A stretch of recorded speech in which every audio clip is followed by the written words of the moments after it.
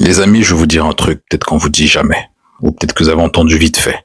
Mais je peux vous dire une chose.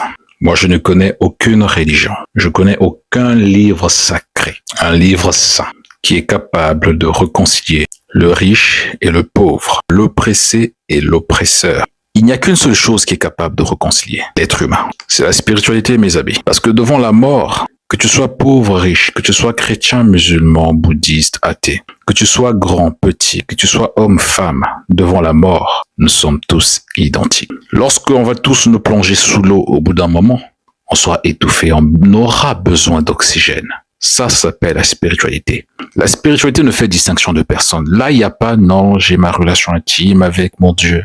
Ça n'existe pas avec la spiritualité. Lorsqu'on va tous se jeter, on va dire, de la tour de Burj Khalifa, mon ami, on aura le même effet. On va tomber et on va s'écraser. Ça s'appelle la spiritualité. La spiritualité ne fait distinction de personne. Il n'y a pas, non, il y a un peuple élu. Non, moi, j'ai ma relation intime avec Dieu.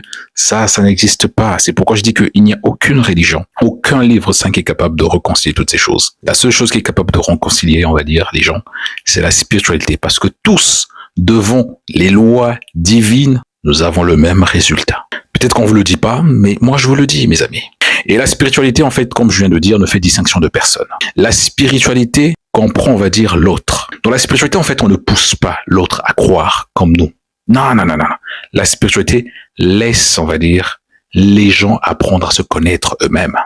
La spiritualité accepte, on va dire, la différence des autres. J'ai remarqué que la plupart de certaines communautés marchent uniquement avec les gens qui appartiennent à leur religion. Ça veut dire que si tu es chrétien, ben, tu vas plus favoriser le chrétien. Si tu es musulman, tu vas plus favoriser les musulmans. Et si tu es, par exemple, de telle région, tu vas plus favoriser la personne qui est dans la même religion que toi.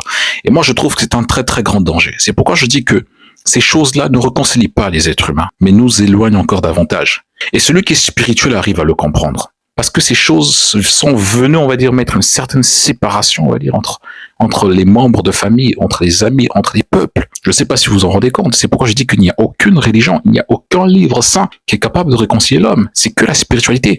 Et la spiritualité comprend l'autre. La spiritualité accepte la différence de l'autre. Et la spiritualité ne fait pas de distinction de personne. Ne dit pas que toi, tu es mon préféré. Il n'y a pas à venir culpabiliser les gens. Pourquoi je vous dis ça, mes amis? Parce que c'est très important. Aujourd'hui, il y a des gens qui m'ont ouvert des portes, mais qui ne sont pas de ma religion, on va dire, qui n'ont pas la même foi que moi. Il y a des gens, on va dire, qui vont venir t'aider dans la vie, qui ne sont pas forcément chrétiens, qui ne sont pas forcément musulmans, mais qui peuvent être, on va dire, bouddhistes, qui peuvent être, par exemple, athées. Il faut qu'on soit capable, mes amis, d'être au-dessus de la religion. Et lorsqu'on est au-dessus de la religion, on est spirituel. Et le spirituel sait pertinemment qu'il n'y a pas de différence entre ses frères, ses sœurs, entre êtres humains. Mais les religions, les livres saints sont venus mettre, on va dire, une différence entre nous, êtres humains. Et c'est ça que je trouve vraiment très dommage. N'ayez pas peur, on va dire, de côtoyer des musulmans. N'ayez pas peur de côtoyer des chrétiens. N'ayez pas peur de côtoyer des bouddhistes. N'ayez pas peur. Ça ne veut pas dire que vos meilleurs amis doivent être de la même appartenance que vous. Tu n'es pas dans l'obligation de traîner qu'avec des Congolais. Tu n'es pas que dans l'obligation de traîner avec des Ivoiriens, des Camerounais parce que tu es Camerounais, un Gabonais parce que tu es Gabonais. Non, mes amis. Il faut être capable de voir beaucoup plus loin. Parfois, ce sont des gens qui vont plus t'aider, des gens qui ne sont pas de ton appartenance. Ce sont ces gens qui vont t'aider, mes amis. La plupart d'aides, en fait, ne vont pas forcément venir des chrétiens. La plupart d'aides ne vont pas forcément venir d'un musulman parce que vous êtes musulman. La plupart des aides vont venir des étrangers. Les gens qui vous aident le plus sont des étrangers, mes amis. Des gens qui ne sont pas forcément de la même foi que vous. Des gens qui ne sont pas forcément de la même appartenance que vous. C'est pourquoi je voulais vous dire, mes amis, toutes ces choses, on va dire, nous séparent, nous éloignent les uns des autres, alors qu'on est censé se réunir. Sois spirituel, mon ami. Sois au-dessus, on va dire, de ce besoin d'appartenance, ce besoin d'être musulman, ce besoin d'être chrétien, ce besoin d'être congolais, ce besoin d'être africain, européen, américain, peu importe. Il faut que tu sois au-dessus de ça, mon ami. Et lorsque tu vas comprendre ça, ben, tu accepteras l'autre, on va dire, avec ses différences.